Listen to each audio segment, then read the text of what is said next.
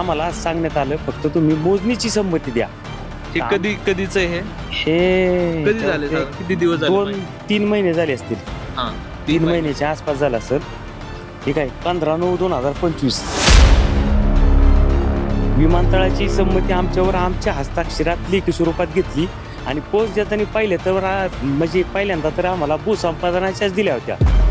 तुमच्या ज्या सह्या घेतल्यात त्या जमीन मोजणीसाठी घेतल्यात आणि तुम्हाला सगळ्यात आधी जे संमती पत्र देण्यात आलं ते जमीन अधिग्रहण भूसंपादनासाठी संमती आहे असं म्हणून देण्यात आलं. पुरंदर विमानतळासाठी जे भूमी अधिग्रहण केलं जाणार आहे, ज्या शेतकऱ्यांच्या जमिनी जाणार आहेत आणि ज्या जमिनीवरतून पुढच्या काही दिवसात विमानाचे उड्डाण होणार आहेत त्या जमिनीवरती मी आहे. माझ्या पाठीमागं तुम्ही ही जी बघता ही सीताफळाची बाग आहे आणि पूर्णपणे बाग या विमानतळाच्या प्रकल्पासाठी जाणार आहे. खऱ्या अर्थानं मागच्या काही दिवसापूर्वी इथं मोजणी शेतकऱ्यांच्या जमिनीची केली सरकारने, पण या मोजणीला शेतकऱ्यांचा विरोध होता. सरकारने त्यांची संमती घेतली आणि त्यांना अशा पद्धतीनं पोहोच देण्यात आली. आता तुम्ही बघू शकता, पण यामध्ये काय नेमकं प्रकरणे काय नेमकं घडलंय, शेतकऱ्यांना कशा पद्धतीनं हळूहळू फसवण्याचा प्रयत्न सरकार करत आहे ते मी तुम्हाला दाखवणार आहे.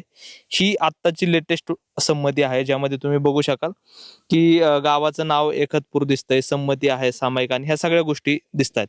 परंतु याच्या आधी भूमी संपादनासाठी शेतकऱ्यांची संमती आहे अशा पद्धतीनं संमतीपत्र शेतकऱ्यांना देण्यात आलं होतं प्रत्यक्ष शेतकऱ्याकडनं. ते संमतीपत्र सुद्धा आपण बघूयात, शेतकऱ्यांची काय भूमिका आहे ते सुद्धा आपण बघूयात आणि शेतकऱ्यांना खऱ्या अर्थानं ज्या शेतकऱ्यांचा या प्रकल्पाला विरोध आहे त्या शेतकऱ्यांची भूमिका आणि त्या शेतकऱ्यांना कसं अंधारात ठेवलं जात आहे हे आता मी प्रत्यक्ष त्याच शेतकऱ्यांच्याकडनं ऐकून घेणार आहेत किंवा त्यांची काय भूमिका ते जाणून घेणार आहोत. या आता ज्यांचं हे संमतीपत्र आहे ते भामे, नारायण महादेव भामे तुमचे वडील आहेत? माझे वडील आहेत. बरं, नेमकं काय एक्झॅक्टली झालं होतं ते सांगा आणि तुम्हाला कशा पद्धतीनं तुमचा विरोध असून सुद्धा ऐकून घेतलं जात नाही सरकारकडनं ते सांगा.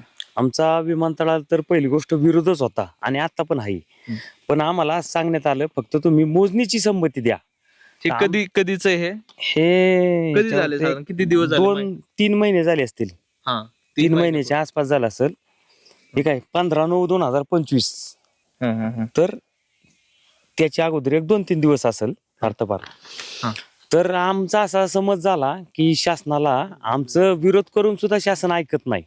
मग आमची झाडं मोजून, घरं मोजून किंवा आमचा परिसर बघून, इथली सगळी संपत्ती बघून तरी त्यांना असं वाटेल की ही जागा विमानतळासाठी योग्य नाही.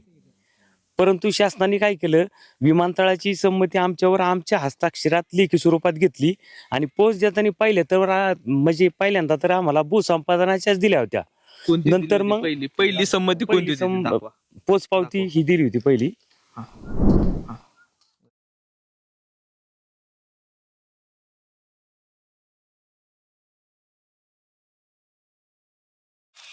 आता या ठिकाणी दिसतंय छत्रपती संभाजी राजे आंतरराष्ट्रीय विमानतळ पुरंदर यासाठी पुरंदर यासाठी MOV म्हणजे महाराष्ट्र औद्योगिक विकास अधिनियम 1961 अन्वये भूसंपादनाच्या अनुषंगाने प्राप्त संमतीपत्र पोहोच. म्हणजे हे पहिलं होतं. मग ह्याच्यात दुरुस्ती करून आता हे दिलं. शेतकऱ्यांनी त्यांना विचारणा केल्यावरती ओके हे सही घेतली होती का? हा, अशा पद्धतीनं सही शेतकऱ्यांनी केली होती. हो. बर, तर आता आपल्याला इथं स्पष्टपणे दिसतंय ह्या सगळ्या सह्यात आणि उपविभागीय अधिकारी पुरंदर सासवड यांच्या नावाने 15/9/2025 रोजी झालेलं आहे. जर आपण बघितलं तर प्रस्तावित पुरंदर आंतरराष्ट्रीय विमानतळ या प्रयोजनासाठी जमीन मोजणी करण्याकरता जमीन मालकाचे संमतीपत्र, म्हणजे तुमच्या ज्या सह्या घेतल्यात त्या जमीन मोजणीसाठी घेतल्यात आणि तुम्हाला सगळ्यात आधी जे संमतीपत्र देण्यात आलं ते जमीन अधिग्रहण भूसंपादनासाठी संमती आहे असं म्हणून देण्यात आलं. मग ज्या तुम्हाला ह्या संमती मिळाल्या ज्या आता आपण फोनवर बघितले त्यानंतर तुम्ही काय कुठं आक्षेप नोंदवला व्हायचा काय? आम्ही प्रांत ऑफिसला वगैरे गेलो होतो तर त्यांनी मग आम्हाला ह्या पोचपावत्या बदलून दिल्या आणि त्यानंतर म्हणजे आमचा विरोधच आहे अजून सुद्धा. आणि त्यांनी तुम्ही फक्त समजा आता शेतकऱ्यांच्याकडे जनावर असतात, तुम्ही जनावरांची काय सोय केली किंवा तुम्ही एकरी किती रेट दिलाय हे सगळं गुलदस्त्यातच आहे. फक्त सगळ्या शेतकऱ्यांची 96% शेतकऱ्यांची संमती आहे आणि विमानतळ होणार आहे अशाच दबावाखाली आम्हाला ते हे करतायत. बर, आता तुम्ही तुमचं एकतपुरी गाव ना, हा आणि शेजारी उदाची वाडी. साधारण तुम्ही पण या, भामे ना तुमचं पण नाव भामे. साधारणतः तुमच्या आसपास, तुमच्या ओळखीच्या, तुमच्या गावातल्या किती शेतकऱ्यांची संमती या प्रकल्पाला आहे? किती शेतकऱ्यांची संमती? थोड्याच लोकांची आहे, काही जास्त लोकांची नाही. फक्त मोजणीसाठी संमती दिलेली लोकांनी.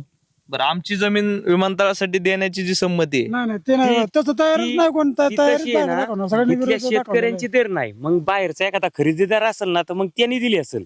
तुमच्या गावातले का ओळखीचे कुणा नाही, शेतकरी नाही, संमती? आमच्या इथं आहे ना, आमची बामी वस्ती 80 एकरांची, 80 एकर खाली टिळेकर मळा जो किती ते आहे? बी 100 एकर, 100 एकराचा असेल. सगळ्यांनी संमती अशीच दिलेली मोजणीसाठी. मोजणीसाठी संमती दिलेली आहे. कुणी असं भूसंपादनासाठी संमती दिलेली नाही. बर, पण त्यांना पोच मिळतं का नाही, भूसंपादनाची मिळालेली आहे. नंतर कलेक्टरची मिटिंग होती आमच्या गावामध्ये.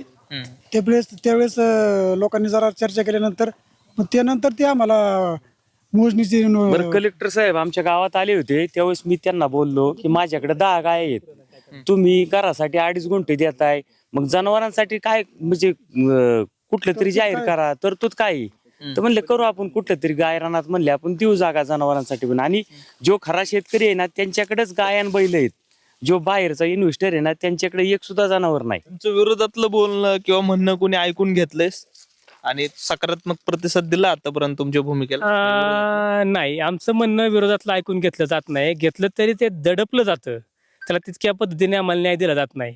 आणि 100 लोक जर विरोधात असतील, 100 पैकी 90% आमच्या विरोधात असतील, 90% लोकांचं म्हणणं विचारात न घेता 10% लोकांच्या म्हणण्यावरती सर्व सार काढतात. 10% लोकांचं म्हणणं म्हणजे 7 गावांचं म्हणणं आहे असं त्या ठिकाणी बसवलं जाते. आता दुसरी गोष्ट यामध्ये तुम्हाला 90-96% संमतीचं त्या ठिकाणी दाखवलं जातं. परंतु लोकशाहीमध्ये जसं संमतीला महत्व तुम्ही सांगता तसं हरकतीला पण महत्व आहे.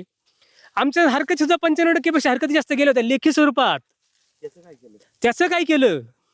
त्या हरकतींचं काही तुम्ही त्या ठिकाणी आम्हाला उत्तर दिलं नाही ना, तोंडी दिली ना लेखी दिली, ते तुम्ही गुंडाळून ठेवल्या. आणि तुम्ही परत संमतीचं भूत आणलं, त्या संमती पण अशा दिल्या की ह्या सगळ्या विरोधाभासातल्या गोष्टी तुम्ही दाखवल्या गेल्या. जसं की आता आमच्या एका अनिल बामेंनी सांगितलं, या ठिकाणी शेतकऱ्यांनी साध्या कागदावरती घेतल्या हो त्यांच्या संमत्या. अधिकारी 11, 12, 11:30 वाजेपर्यंत लोकांच्या घरी येत होते. इथलं हे वास्तव आहे. लोकांना तयार केलं गेलं की तुम्ही द्या संमती, तुम्ही मोजणीला तर संमती द्या. मोजणी झाल्यानंतर जर आमची भूमिका तुम्हाला पसंत नसतील तर तुम्हाला काही सक्ती नसणार आहे. परंतु घेताना ह्या लोकांच्याकडून इच्छा नसताना वेगवेगळी आयुध वापरून, तुम्हाला माहिती आता अधिकारी लोक कशा पद्धतीने लोकांना गोल गोल फिरून त्या ठिकाणी सायकोलॉजी कशी असते त्यांचा ह्या गोष्टी सर्व. तर सर्वसामान्य भोळा शेतकरी हा फसतो त्यामध्ये, त्या जाळ्यामध्ये. तर त्यांच्या भूमिकेला मान देऊन त्या सन्मानाने त्यांनी दिल्या संमती, साध्या कागदावरती दिल्या, ते तुम्हाला दाखवल्या गेल्या या ठिकाणी. परंतु साध्या कागदावरती संमती दिलेल्या तुम्ही त्या ठिकाणी अधिकृत त्यांना संमती भूसंपादनाची म्हणून त्या ठिकाणी त्यांना नोटीस काढल्या. हे कितपत योग्य आहे? हे व्यवहाराला धरून आहे का? हे लोकशाहीला पटण्यासारखं आहे का लोकशाहीमध्ये? ह्या मोठे प्रश्न आहेत आवाजून या ठिकाणी उभे आहेत. खऱ्या अर्थानं डेव्हलपमेंट व्हायला पाहिजे, पिढ्या सुधारायला पाहिजेत, परंतु जर अशा पद्धतीनं शेतकऱ्यांना अंधारात ठेवण्याचं काम सरकार करत असेल तर खरंच ही गंभीर बाब आहे. याच शेतकऱ्यांच्या म्हणण्यानुसार ज्या लोकांनी काही वर्षांपूर्वी इथं जमिनी घेतल्या बाहेरच्या, त्यांची संमती आहे, पण स्थानिकांची संमती नाहीये. स्थानिकांचा जो विरोध आहे तोही ऐकून घेतला जात नाहीये, त्यांना बाहेर बसवलं जाते. खरं तर ही खूपच गंभीर बाब आहे. सरकारनं याकडं या गंभीर प्रश्नाकडे लक्ष वेधलं पाहिजे आणि खऱ्या अर्थानं या शेतकऱ्यांच्या, इथल्या स्थानिकांच्या जे काय आर्त हाक आहेत त्या ऐकल्या पाहिजेत. दत्ता लवांडे, लोकमत ॲग्रो, पुणे.